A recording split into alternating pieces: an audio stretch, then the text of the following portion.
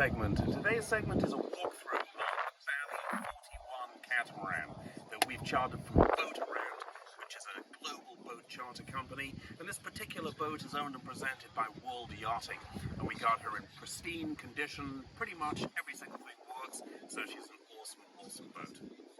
I want to come at this from the perspective of if you're relatively new to boating, maybe you're going on your first charter holiday and you're not really sure what to expect of the accommodation. So we're going to really talk about the livability of the boat, and we'll get down inside and we'll open all the cupboards and show you all that stuff in a minute. But we're going to start on the outside with the looks of the boat and the operation of the boat. And by the way, when I mentioned the looks, I think these BALI catamarans are great looking boats. So when we talk about the look of the boat, look at our next door neighbor, a very similar BALI catamaran right here on the moorings.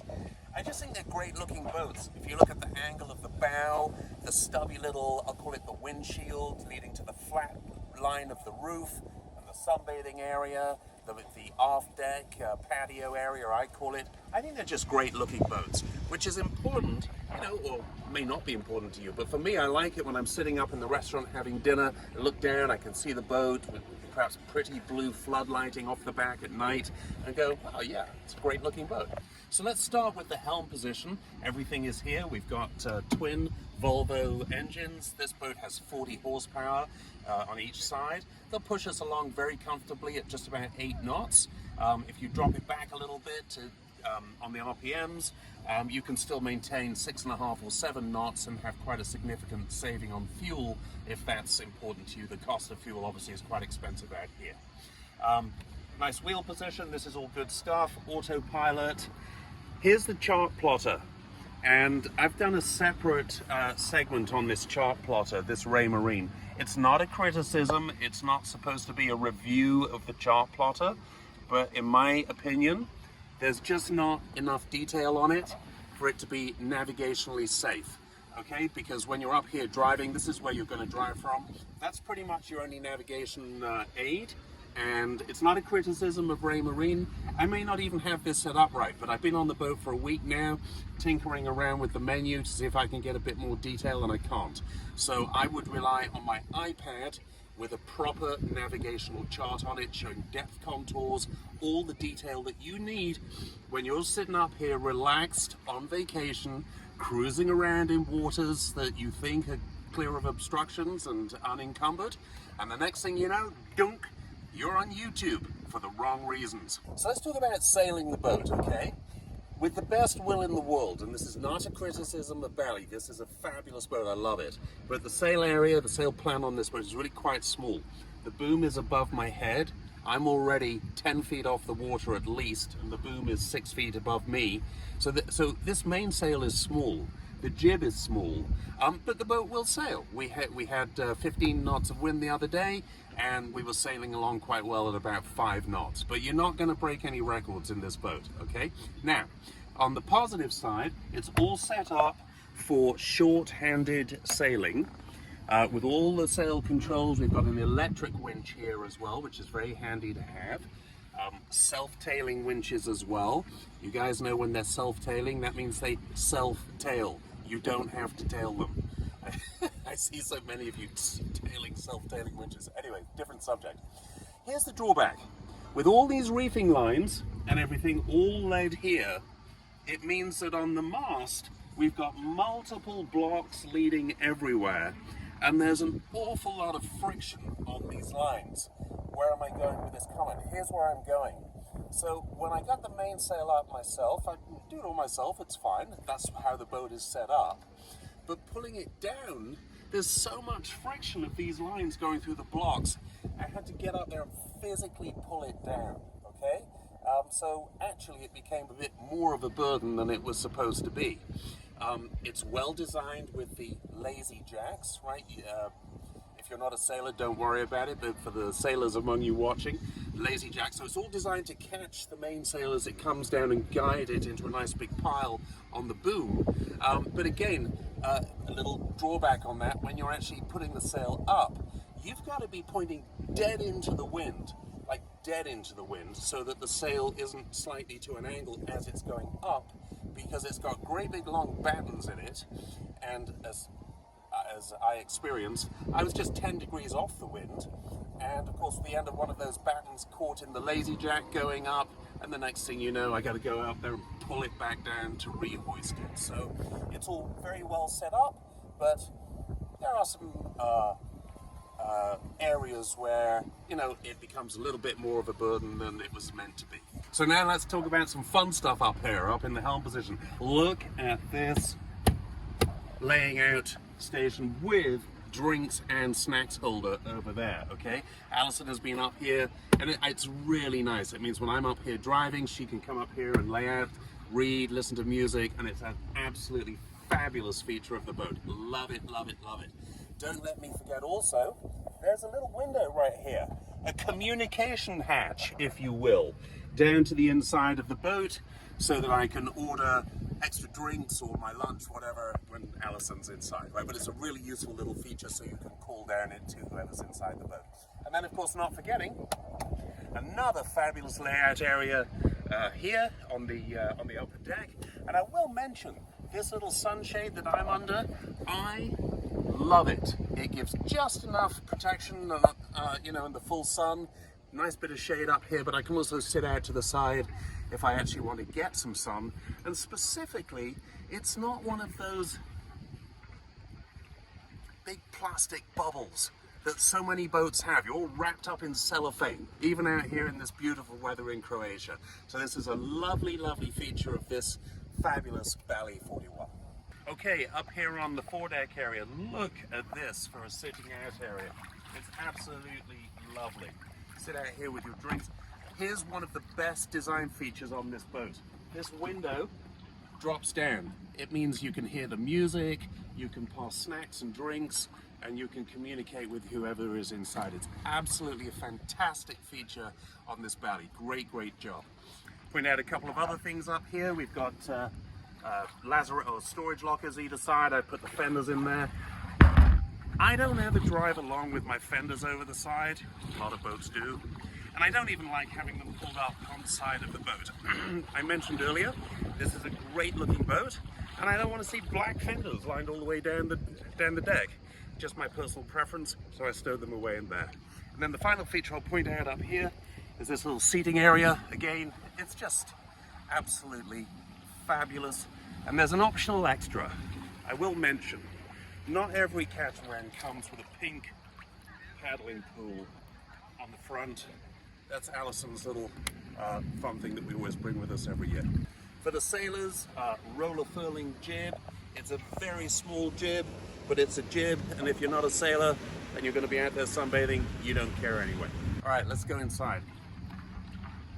Okay, so this BALI 4.1 has got some fabulous design features. It's got this whole door here, which drops down and encloses the entire aft area.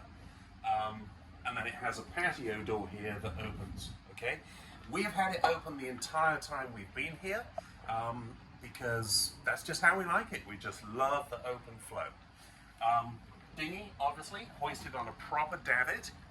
Seating area here with some rope stowage and stuff under there. In fact, a massive pile of stowage. You can even store garbage in there if you needed to. You've got the swim platform and the swim ladder. Little freshwater shower right here. So it's all set up. End of the day, jump off the back of the boat and then come in, have a rinse off, and go and get your cocktail.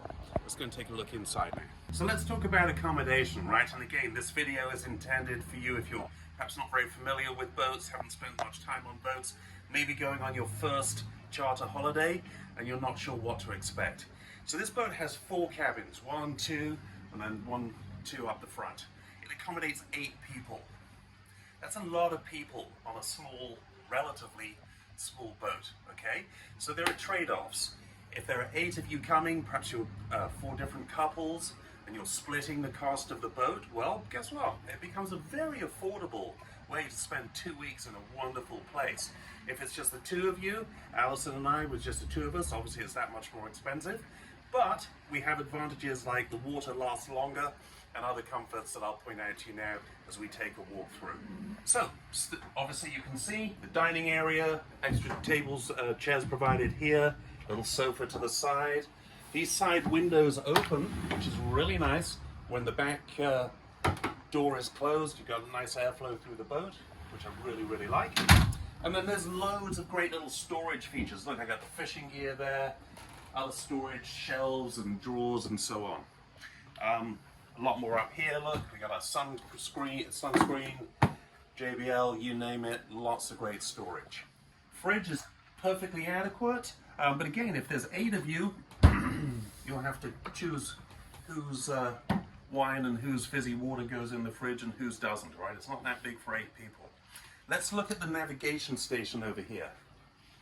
So, proper little chart table, which I really like, with all the boat manuals in it. Some instruments over here. We've got red lighting for nighttime operations. And then all the circuit breakers are in here with a USB charger and a GoPro charging. I will mention there's lots of USB chargers throughout the boat, so if I forget to point them out, they're here. It's great. And we also have conventional power sockets around the boat as well, so you can use your hairdryer and your travel iron and all of that good stuff. So the galley area itself, it's perfectly adequate. It's got some cool features. This garbage bin, when I pulled it out and it drops, I thought it was broken. It actually isn't. It's a double garbage bin. That's pretty cool. And then all the usual cubby holes, etc. One little thing, your first trip to the grocery store when you get on board the boat, get one of these. The ignition didn't work on the cooker. It's not a complaint, it's not a criticism, but get one of these and then you're covered. The open windows we mentioned, so you can throw food to whoever's sunbathing up the front. Fantastic feature, and again, beautiful airflow through the boat for ventilation, you know, when you're at anchor at night. One little thing, little opportunity, 2 little opportunities actually. The music system is pretty basic, it really is. And it has 1 speaker up the front, and 1 speaker out the back, and 2 in the middle, and it's not that powerful. It's okay. We like to, you know, turn it up, especially when we're out at sea, away from disturbing other people. So again, it's not a criticism, but if that's important to you, check the specifics of the boat that you're going to charter. The other thing is the lighting. The lighting inside the boat is great. I mean, it's bright, it's great, but at night, you know, there's not a lot of options for a more subtle, more mood lighting. I'm sure that some of these boats probably have colored lighting inside as an optional extra. If they don't, that would be a really cool thing to add. But again, it's just something to think about, right? So the lighting is a little bit bright and dazzling. I will just mention the water tank. We filled up, gosh, 3 or even 4 days ago, I think it was. Again, it's only the 2 of us, but we're at 55%. This is an 800-litre water tank. Now, we're careful with our water use. We're not taking 10-minute showers. You know, we're shower on, soap up, shower off, you know, and we're being economical, but we're also not treating this like a game of Survivor on TV, right? So my point being, fantastic water supply. Treat it conservatively, and you should be good for several days.